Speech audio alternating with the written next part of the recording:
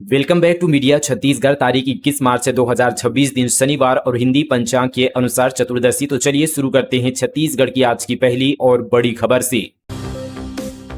बलरामपुर रामानुगंज में तेज बारिश के साथ गिरे ओले। प्रदेश में अगले 24 घंटे आंधी बारिश का अलर्ट। 50 किलोमीटर की प्रति घंटे की रफ्तार से चलेगी हवाएं। छत्तीसगढ़ में मौसम ने पिछले 3 दिनों में जबरदस्त यू टर्न लिया है। प्रदेश के कई हिस्सों में झमाझम बारिश के साथ ओले भी गिरे हैं, जिससे तापमान में गिरावट दर्ज की गई है। इसके साथ ही 20 मार्च की दोपहर बलरामपुर रामानुगंज जिले में तेज आंधी बारिश के साथ ओलावृष्टि भी हुई। मौसम विभाग ने 24 घंटों के लिए ऑरेंज अलर्ट जारी करते हुए चेतावनी जारी की है। प्रदेश में अंधड़ और बिजली गिरने के साथ ओलावृष्टि हो सकती है। इसके साथ ही आज यानी 21 मार्च को भी राज्य के कुछ हिस्सों में हल्की बारिश और बिजली गिरने का खतरा बना रहेगा।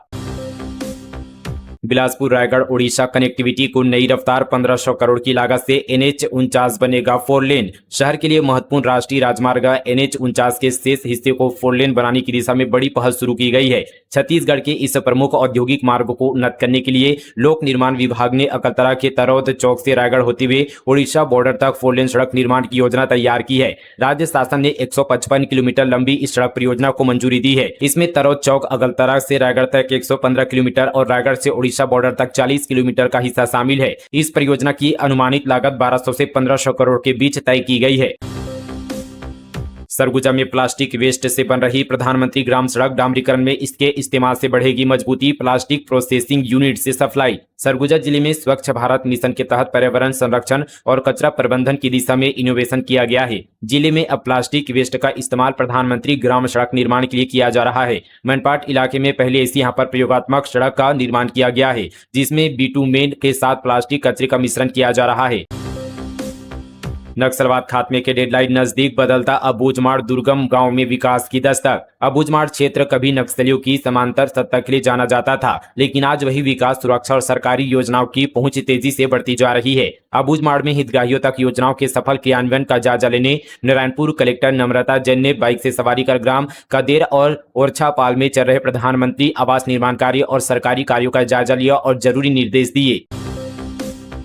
कांग्रेस बोली 3 से 4 हजार में बिक रहा गैस सिलेंडर। रायपुर में अंबेडकर चौक से कलेक्ट्रेट तक किया गया पैदल मार्च। कहा जनता महंगाई से परेशान। रायपुर में कांग्रेस ने बढ़ती महंगाई, गैस सिलेंडर की किल्लत और कालाबाजारी के खिलाफ पैदल मार्च किया। कलेक्ट्रेट पहुंचकर प्रदर्शन किया। कांग्रेस का आरोप है कि सिलेंडर खुलेआम 3 से 4 हजार रुपए में ब्लैक में बेचे जा रहे हैं। प्रदर्शन अंबेडकर चौक से शुरू हुआ, जहां कांग्रेस कार्यकर्ता जुटे और केंद्र राज्य के खिलाफ नारेबाजी की। इसके बाद सभी कार्यकर्ता पैदल मार्च करते हुए कलेक्ट्रेट पहुंचे। कलेक्ट्रेट पहुंचकर कांग्रेस नेताओं ने प्रशासन को ज्ञापन सौंपा। गैस की कमी और कालाबाजारी पर रोक लगाने की मांग की। विश्व वानिकी दिवस। आज से मोहरिंगा नेचर सफारी में वन मंत्री केदार कश्यप इको पर्यटन संरचनाओं का करेंगे लोकार्पण। छत्तीसगढ़ के खरोरा में आज से विश्व वानिकी दिवस पर मोहरिंगा नेचर सफारी में इको पर्यटन विकास से संबंधित नवनिर्मित संरचनाओं का लोकार्पण कार्यक्रम आयोजित किया जाएगा, जिसमें मुख्य अतिथि मंत्री केदार कश्यप सहित कई वरिष्ठ लोग शामिल होंगे।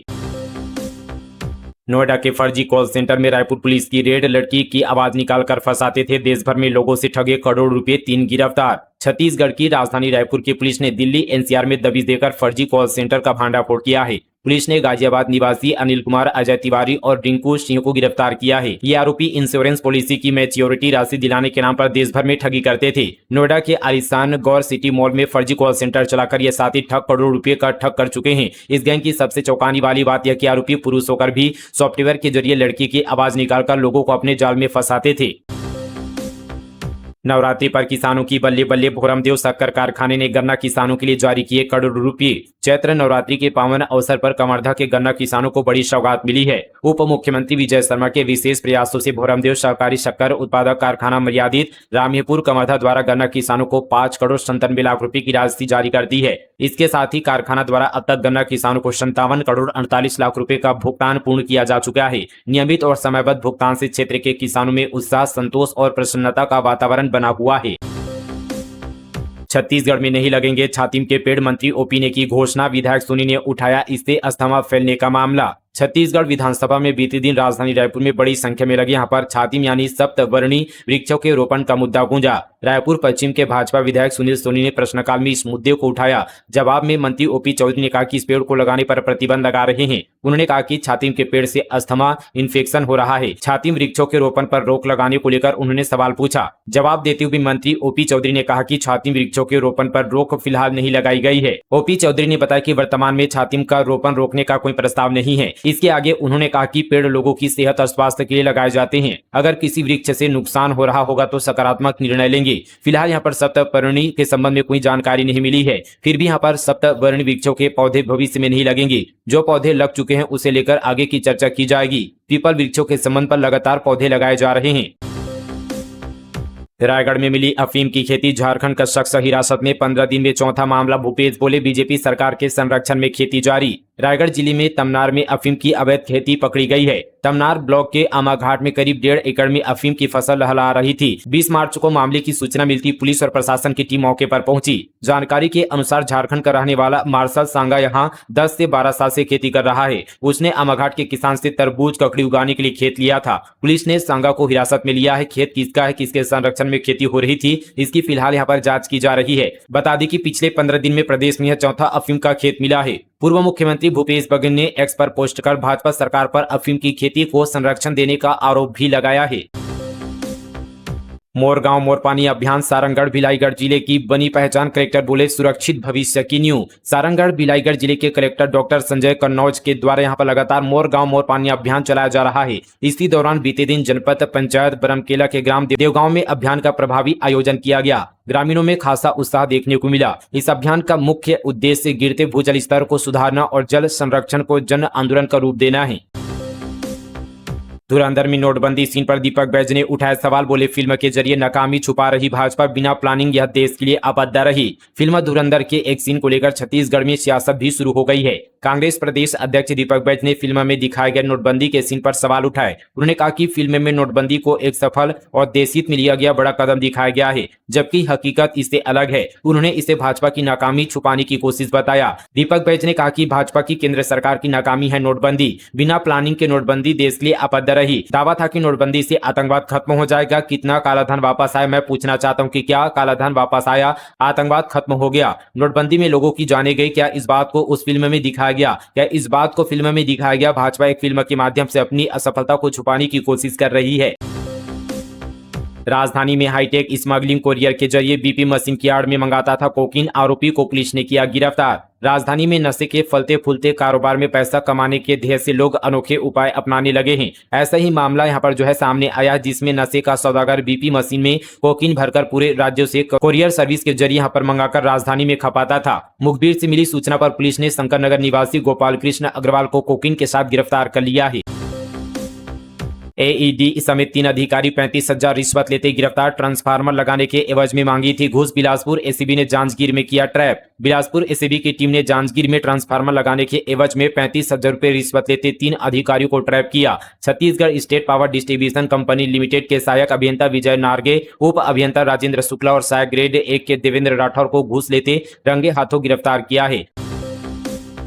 महासमुंद में 5 दिन में 1 करोड़ 47 लाख कैश पकड़ाया। उड़ीसा से बिना डॉक्यूमेंट लेकर आ रहे थे। हवाला की आशंका, आईटी डिपार्टमेंट करेगा जांच। महासमुंद जिले में पिछले 5 दिन में करीब 1 करोड़ 47 लाख 50 हजार कैश पकड़ाया है। उड़ीसा के रास्ते आ रहे व्यापारी की कार से ये पैसे जब्त किए गए हैं। इनमें एक रायपुर का व्यापारी भी शामिल है। छत्तीसगढ़ उड़ीसा की अंतर्राज्यीय सीमा की नाके पर अलग अलग थाना पुलिस ने ये कार्रवाई की है।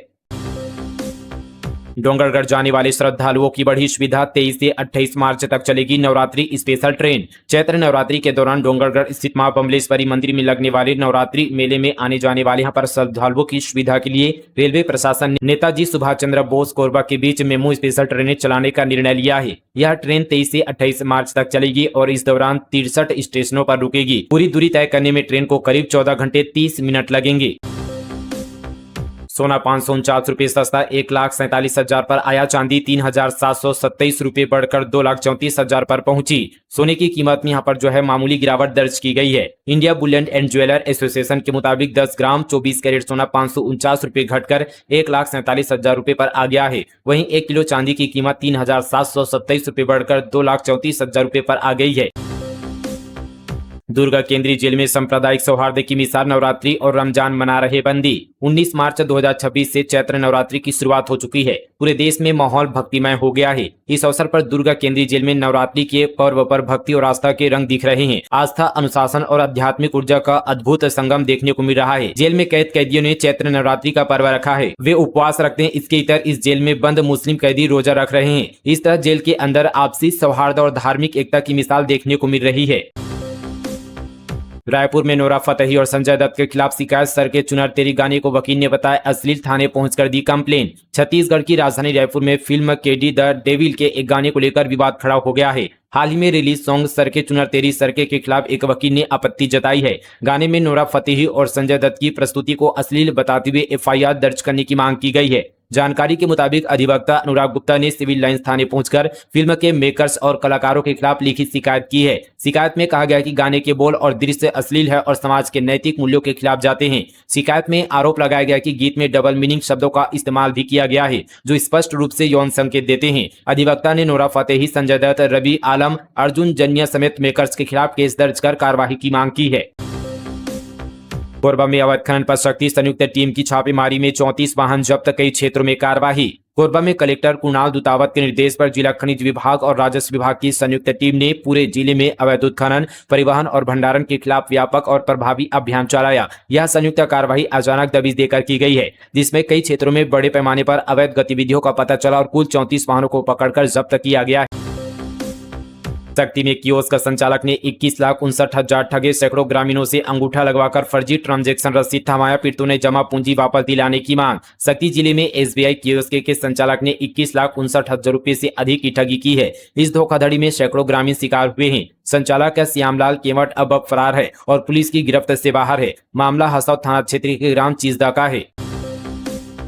बस्तर हेरिटेज मैराथन 200 पुनर्वासित माओवादी कर रहे अभ्यास प्रतियोगिता के लिए मैदान में बहा रहे पसीना। बस्तर की वादियों में इस बार केवल प्रकृति का संगीत नहीं बल्कि बदलाव और विकास के संकल्प की एक अभूतपूर्व गुंज सुनाई देने वाली है। आगामी यहाँ पर 22 मार्च को आयोजित होने वाली बस्तर हेरिटेज मैराथन 2026 केवल एक खेल का आयोजन मात्र नहीं बल्कि यह क्षेत्र के बदलते स्वरूप की एक जीवन झांकी पेश करने जा रही है।